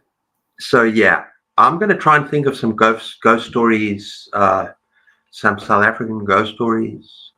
I did the same with this BookTube event, cryptids. I kind of highlighted some South African cryptids, but I'm going to try and find some nice South African ghost stories to tell people. Okay. Find some info on the internet, and that's going to be quite interesting. But then, yeah, most of it is going to be short stories. And I'm going to find them. I will find them. Because there's too much else. And there's also, as I said, there are other books for Zombie-thon, although this will cover Horror Mayhem as well. And there's a book that I've got on Kindle that I would strongly recommend. I don't know if you've got the copy. It's called The Mammoth Book of Zombies. I don't have that. It is freaking brilliant. And it's not like your normal zombie stories. And it's just class writers. I think Joe R. Lansdale, one of my favorite stories ever, is in there. There's all sorts of top writers in there. And some of it's not zombies, it's kind of ghost zombies, but it's a brilliant horror compilation. Okay. It was one of my favorite. It's actually almost made my top 100 books of all time, but I thought it might sound a bit strange having the Mammoth Book of Zombies in my top 100. So I didn't put it there. But yeah, highly recommended. I'll have to look it up. You should just look up the titles. Look up it. There's hardly any duds in that book. Every single story, as a horror reader, I absolutely loved. Yeah, the Mammoth Book of Zombies. So I'm going to go back into that. That'll be a reread for me. And there's a lot to go through before Horror Mayhem starts. And I'm going to try and fill that bingo board. And look at that. That's by Stephen Jones. Yeah, Stephen Jones, yeah. It's only $2.99 on Kindle. Yeah. That's good. Well, look through the titles. See how many of those titles you've read. I promise you that is a quality collection. Absolute quality. Okay. Yeah. Yeah, I'm just looking in. It has a mix. Clive Barker, Ramsey Campbell, mainly Wade Willman, R. Chitwood Hayes, don't know him. Edgar Allan Poe, of course, we know. Yeah, it's a good pot. Now, the thing is, I've got a lot of other books that I did my video, but I never showed Weird Tales. This is a collection from the magazine. So that's good. Okay. And it has one short story in here that is hard to find. It was The Love Dead by C.M. Eddy, which H.P. Lovecraft was one of his revision stories. Okay. And I guess the descendants of the author basically won't let it be included in most anthologies. Oh, okay. I've got a recommendation. They're trying. I think they're trying to sell it independently, so make more money, and subsequently, I think it's just hard to find. Okay. And that was 1924. So that's another good one. I also never showed Rivals of Weird Tales, which is just essentially the same sort of collection. Same publisher? Yes, the same publisher. And it's just different magazines that work in Weird Tales and all the strange stories that you could get out from the other ones. Have you ever read Joe R. Lansdale? I have read some stuff, but not a lot. On the Far Side of the Cadillac Desert with Dead Folk. I have not read that one. That's in the Mammoth Book of Zombies. If you want something truly weird, truly bizarre, kind of a seriously messed up zombie, western, apocalyptic, just bizarro tale with undead strippers, nuns that tote guns, and just an absolutely bonkers tale, like absolutely bonkers. Read that book. It's okay. Short. It's a short story. It's shorter than a novella. But if you can find that book, both of you, if you said it's in the Mammoth Book of Short Story, I can get that. That's $2.99. So that's not like It's also in Joe R. Lansdale's collection of short stories called, I haven't got it, something Hands. It's a weird thing with a hand and an arm and I don't know. beyond my hands or something. But it's an insane story. It's one of my favorite, Okay. probably one of my favorite short stories ever. But yeah, it's not for the faint of heart, really. It's not he goes to places that are pretty bad, but that's Lansdale for you. All right. So yeah. which week would that fit in? Would that be contemporary or classic? Well, neither, but I think it would fill a few bingo boards.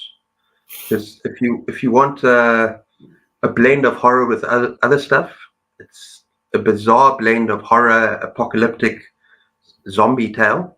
Okay. If you want, you'd have to read the story, and I think it actually fits 2 or 3 prompts, to be honest. That's cool. I think you've got me sold. I think I'm going to be buying that for my Kindle tonight. So. Oh, okay. I hope you're not disappointed. Well, at $2.99, yeah. it's no big deal. I just love that collection. There are other stories in there.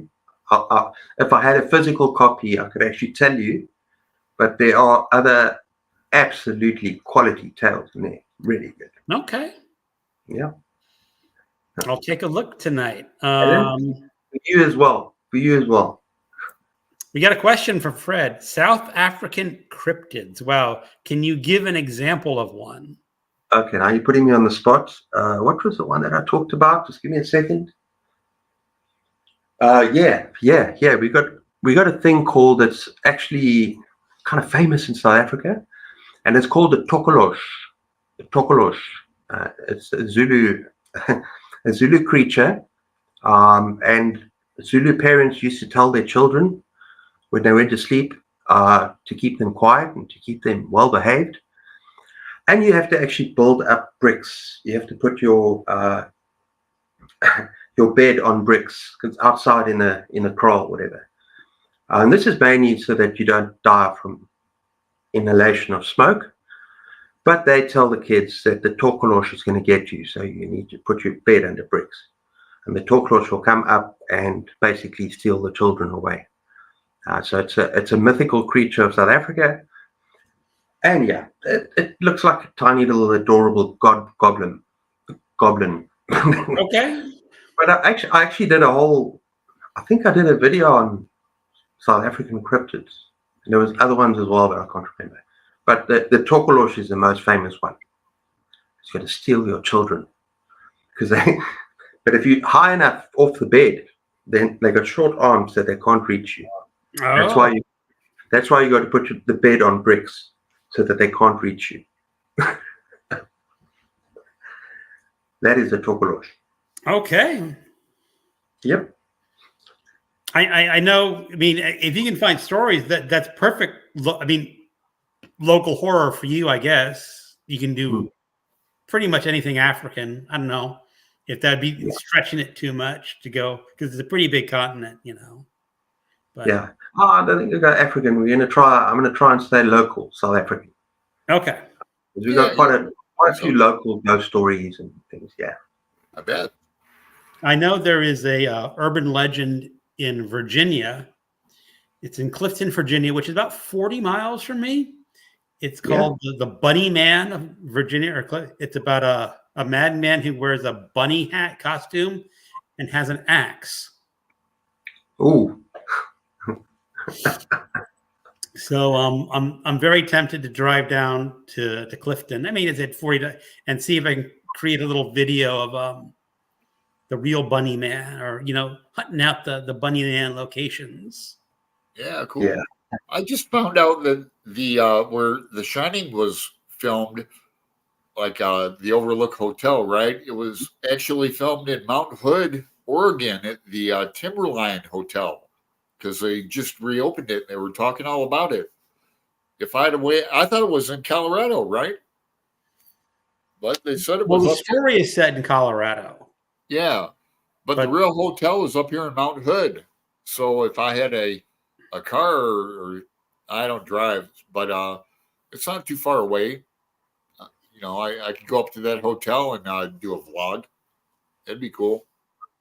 It would be cool.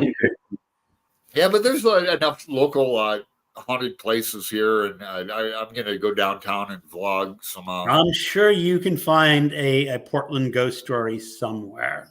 Oh yeah. The problem with me is that I don't think you have too many novels or short stories dealing with South African folklore and mythology. I actually went to this local store that you think is so great, Mm-hmm. and they got nothing. When I was trying to do this thing on cryptids, they didn't have a single story, a South African ghost story. So I had to get it from the internet. I had to do my research. Although I knew about the Tokolosh, everyone knows about the Tokolosh. But there were other stories that I had.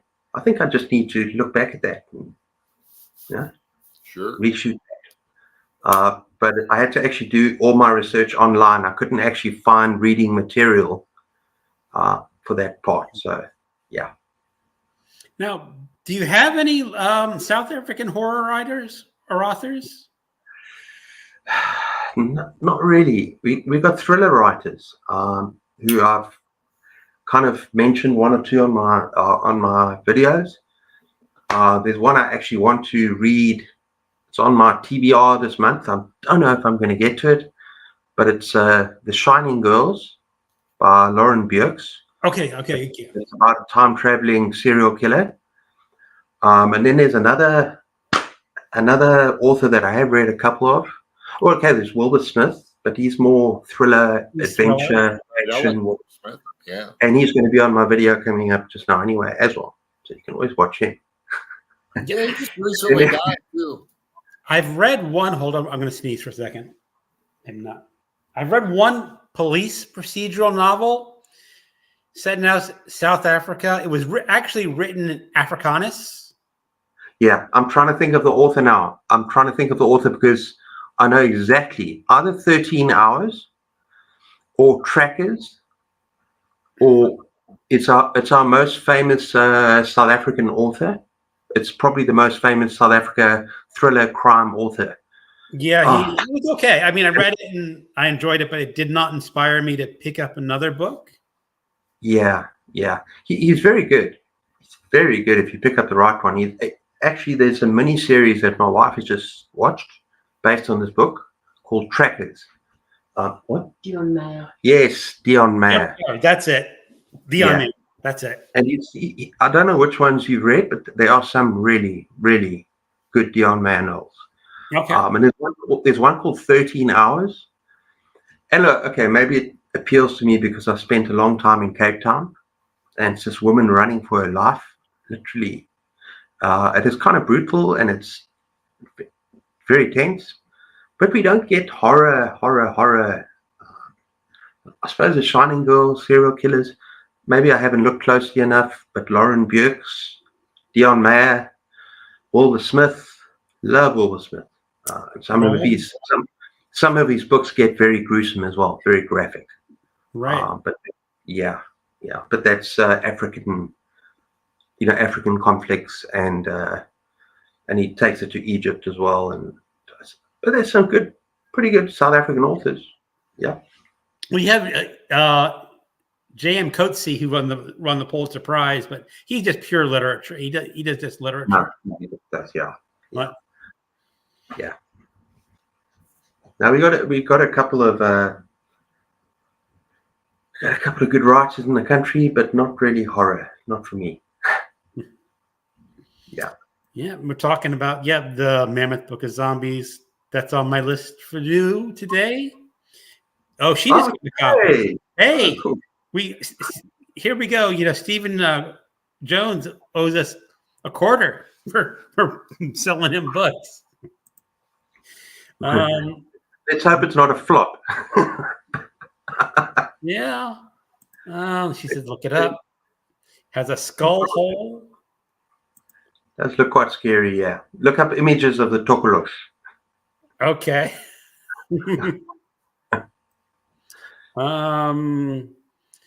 It's pretty bad. People put their beds on bricks. Do people actually put their beds on bricks to avoid this, or is that just a myth? That's just part of the story. Where the story came from, this is where the story came from. Because the Zulu people, they lived in kraals, and they would often sleep on the ground around a fire. I'm talking about rural times. So they would they would sleep on the ground around a fire, and then you're going to suffer if you're too close to the flames or the smoke. If you go to sleep and fall asleep, you're going to get asphyxiated. You're going to suffocate, right? Right. The story is that the parents would tell the kids to get some elevation, to get some bricks under their beds, so that they don't think. But they made the story of the Tokolosh, so that's where it came from. All right. Yeah, so you're above the smoke, so you're not going to suffocate in the night. All right. Such a great live chat. If Greg, Cliff, and Alan ran a bookstore together, it would be epic. Each have our own floor. Horror and epic horror. Intense horror. I don't know what I would have. I mean, Alan, you'd have all the classic books. Who knows? Yeah. Who knows what I would pick? But the thing is, I used to work at a bookstore. The problem is, you think it's a great job, and then you wake up in the morning and you're going to work.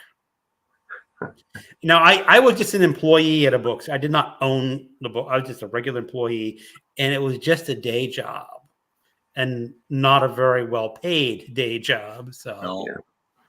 You got good deals on books, but you got a good deal on books, but I worked in a couple of bookstores. I enjoyed it.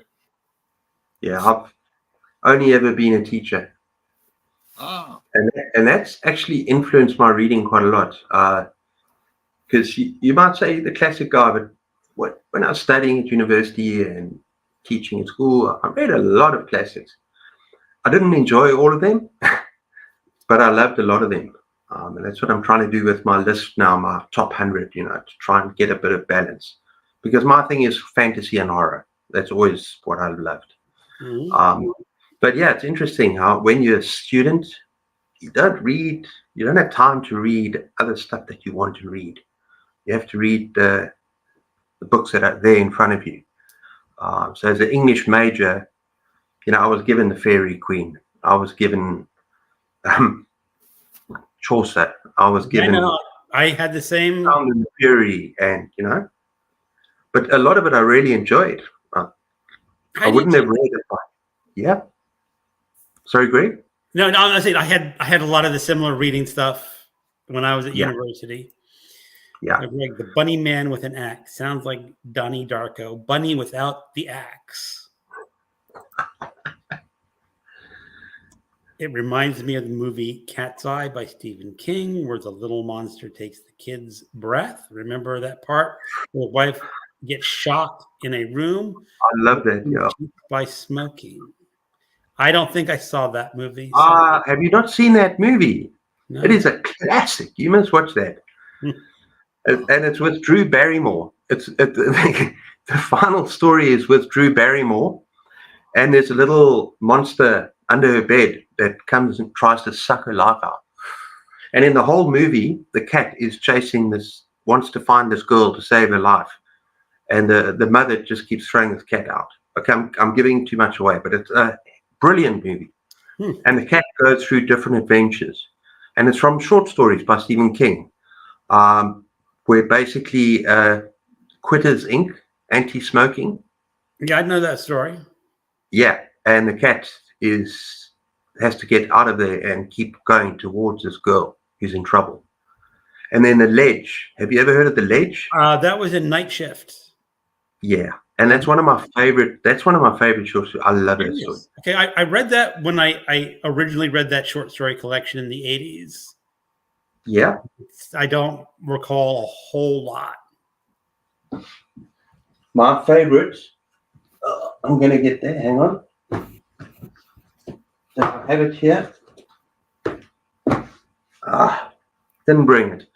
My favorite short story collection by Stephen King, and there are very few duds for me, is Skeleton Crew. Okay. That is my favorite, yeah. And I absolutely love that collection. I don't see many. I think, do I have that collection? I think I still have it. Didn't bring it out yet. I have it on my, it's on my bookshelf. Yeah, I didn't bring it out yet. It was one of the ones I went to fetch. I didn't fetch it. Yeah. So cats don't steal breasts. They steal our hearts because they are the best. I agree with you. I have 4 cats.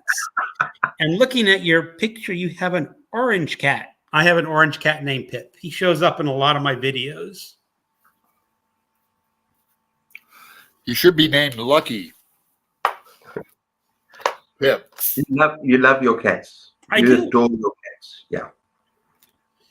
They do steal our hearts. Pip should be named Lucky, though, because he only has 3 legs. We love our doggy. We love our daughter Layla. And even though she loves chasing cats, she's never caught one. Don't worry. She just likes barking at them and chasing. You know, we have a cat that we walk on a leash. Yeah, I saw that. And he will approach dogs. He's not afraid of dogs at all. And it's kind of funny. He just walks up to the dog and says, "Hey, I'm a cat. I've got sharp paws. Don't mess with me." We got this cat that comes to our gate, okay, and he'll come and stare just out of reach of Layla, and the cat will just sit there, and Layla will go and bark up a storm, go absolutely crazy, and this cat will just sit there. Yeah, Oh. you want a piece? You want a piece of me? You want a piece of me? Come get me. That's wild. Layla will.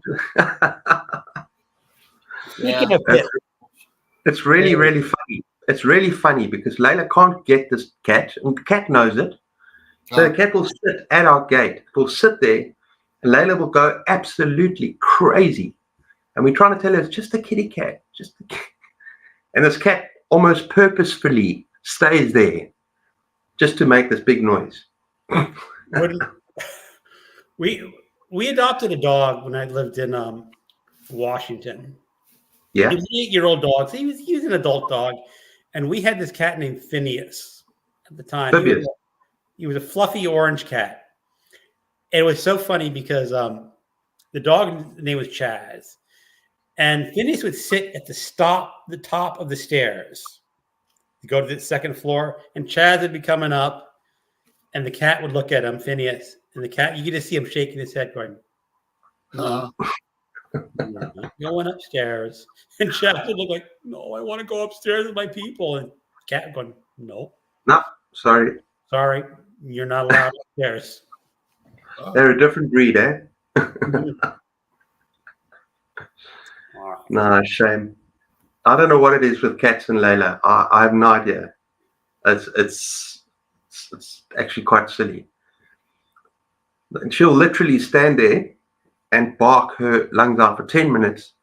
And we're trying to tell her it's just a cat. And the cat's sitting on the other side of the fence. Absolutely no problem at all. You can't get me. I'm just going to sit here and watch you. All right, let's see some comments here. Yeah. You went down. All right, you went down. I just want to show you off.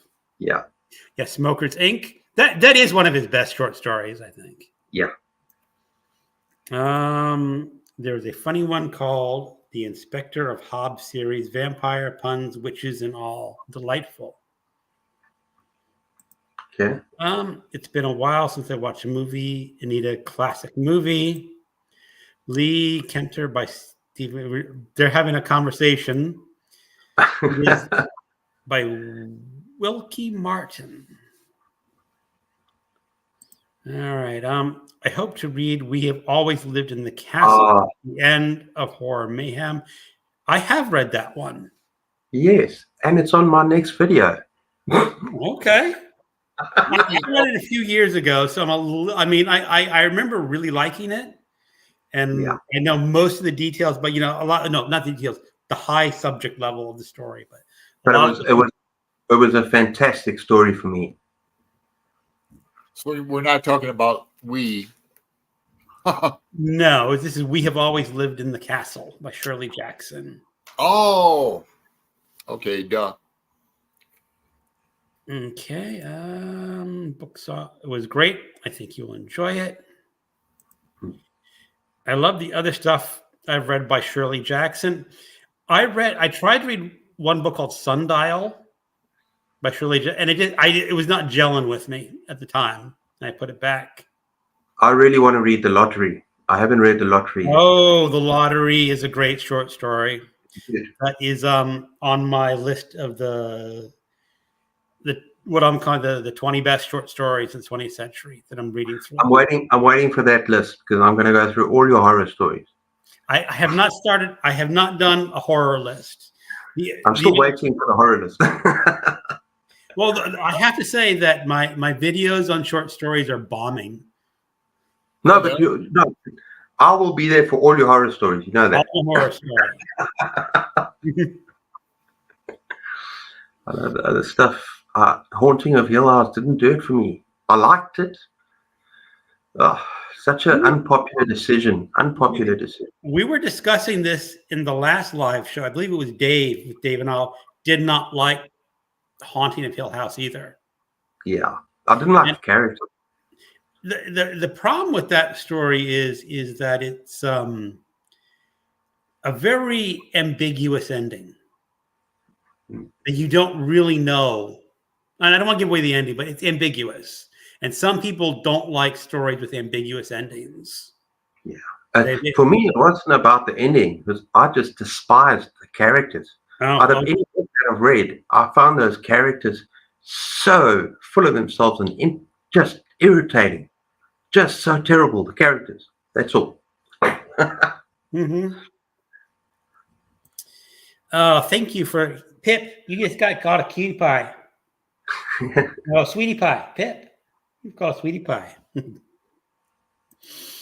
Greg and Cliff send you the video of the kitty with paw protectors in the snow. So awesome. What? That's it. Greg, did Cliff send you the video of the kitty with paw protectors in the snow? No, I have not seen. I don't know what she's talking about. She better come and tell me. Cats are the best, says Lee. Okay, I'll sit back for that one. I have 2 cats. Had 4 at some point, but all were seniors. Desmond and Shaggy. Yeah. And a homeless cat that keeps sleeping in my library. I keep feeding her. She's turning into... Keep her. If she's good with indoor, being indoors, keep her. Give her a home.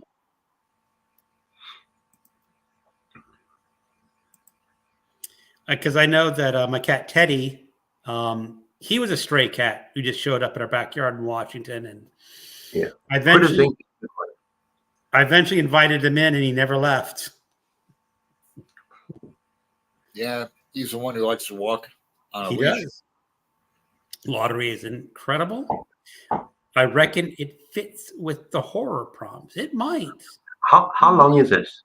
How long is it? The short story? Oh, it's just a short story. Hold on. I have it here. I think I have it. I might have it in no, I have it in another room in Library of America. I don't have a paperback. But it's like 20 pages at the most. Oh, okay. No, then maybe I should look it up.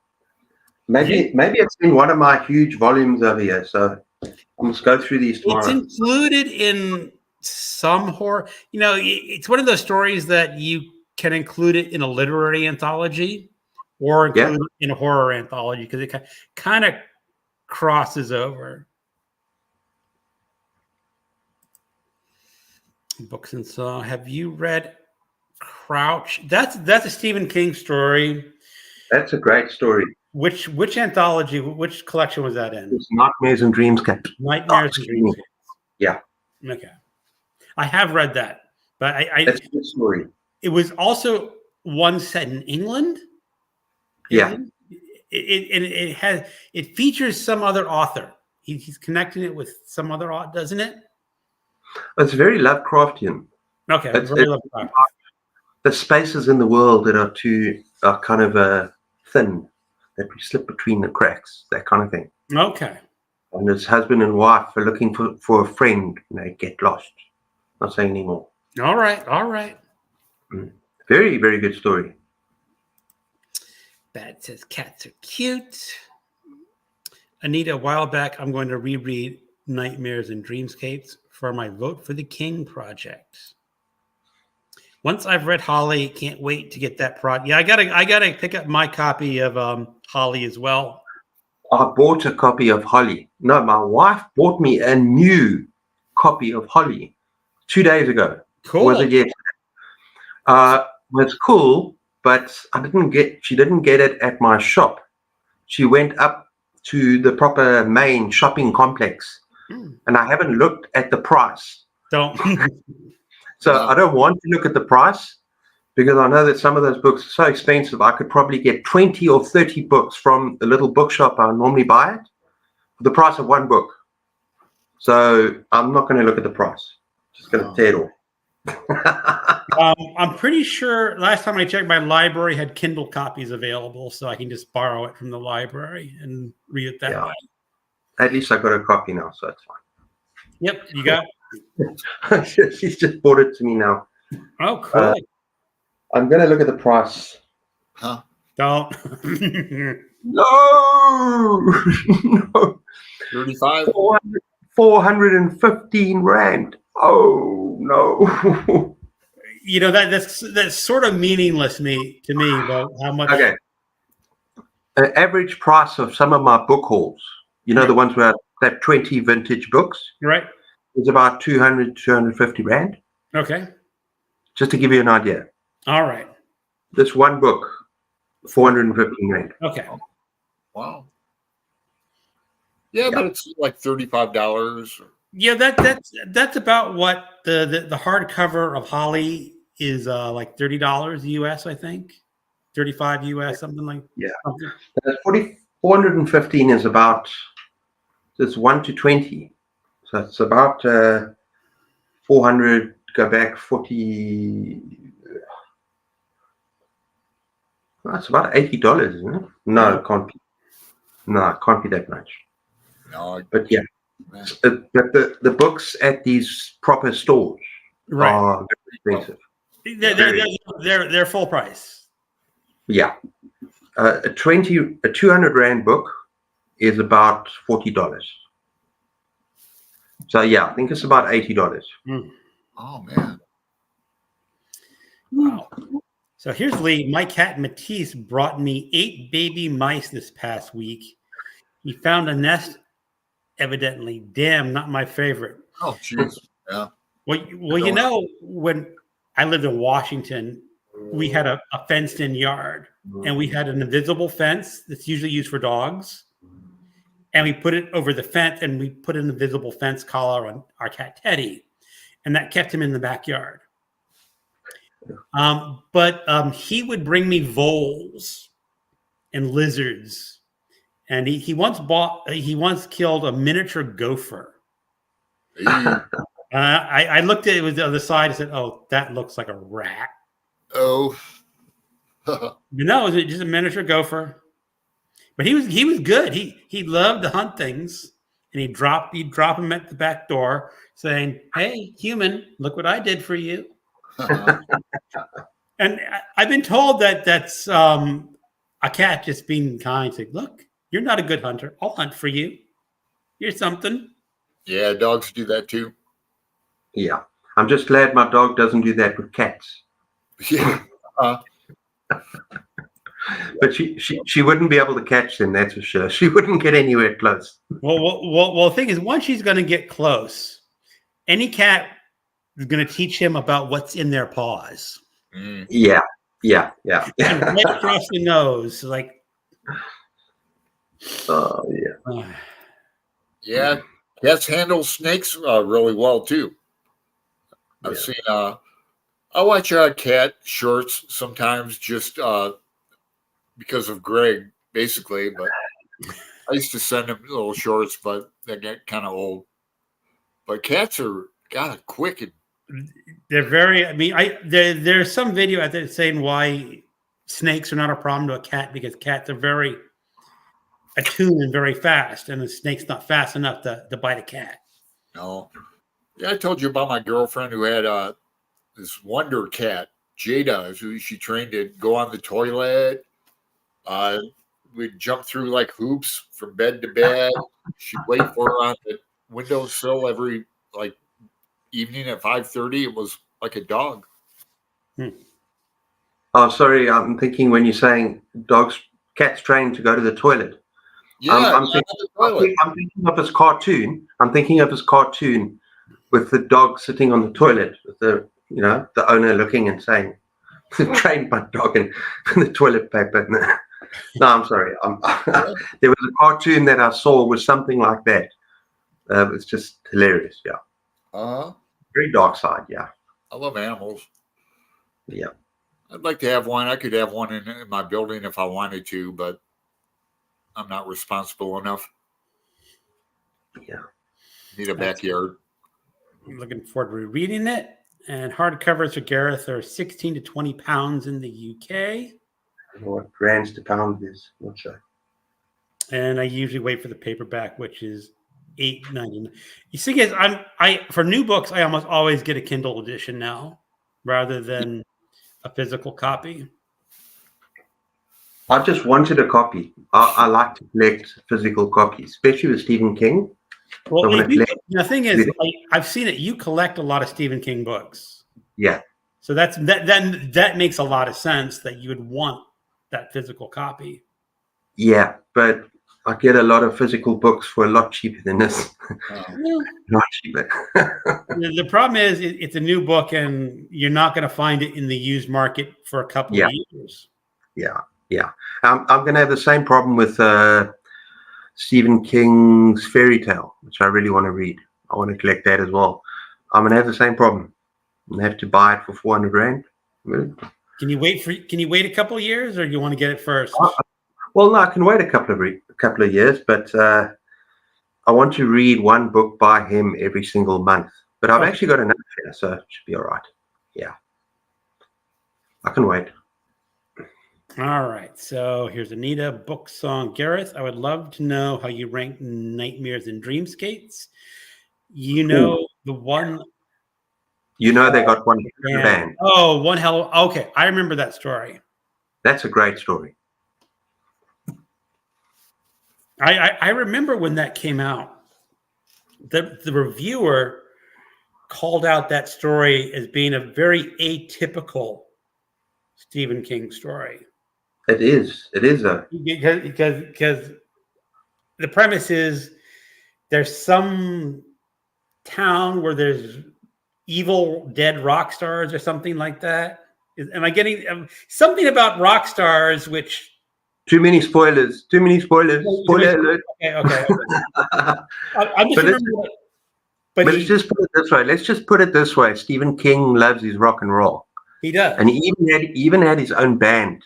So I think, yes, this is very atypical King, but I think he wrote the story almost like as a sort of a tribute or love thing to his passion for rock music. Yeah, well, that is what the reviewer said. Like, Stephen King loves his rock music, and this was the antithesis of that. So no. You don't think so? Well, it's actually an awesome little story, and it's just got this twist at the end, and it's Stephen King. He's not going to write a love story about it.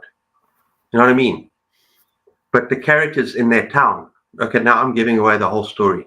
Yeah. I know that we'll try to avoid spoiler. Yeah. The thing is, I'm not giving away anything that I didn't read in a review when that book came out. So yeah, that's true. So I might check the library to see if I can get a copy of that to read a couple of those short stories for Horror Mayhem. Yeah. Even though I've got so many lined up that I'll never get to them all. All right. Awesome. Her copy was $24. That's not bad.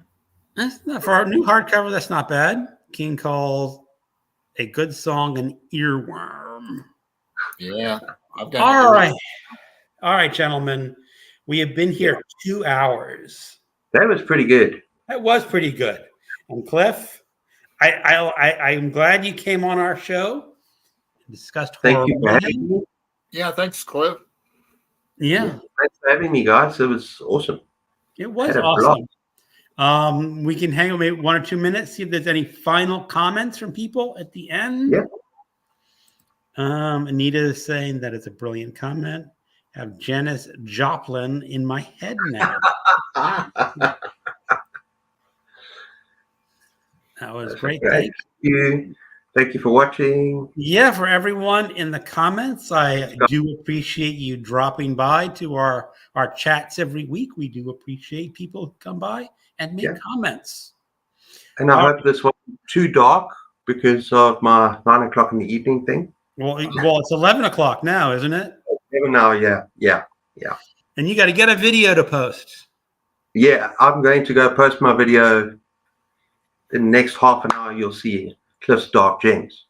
See, I've got 3 videos scheduled already for the rest of this week. They're already filmed and in the can and scheduled, so I'm ahead of the game.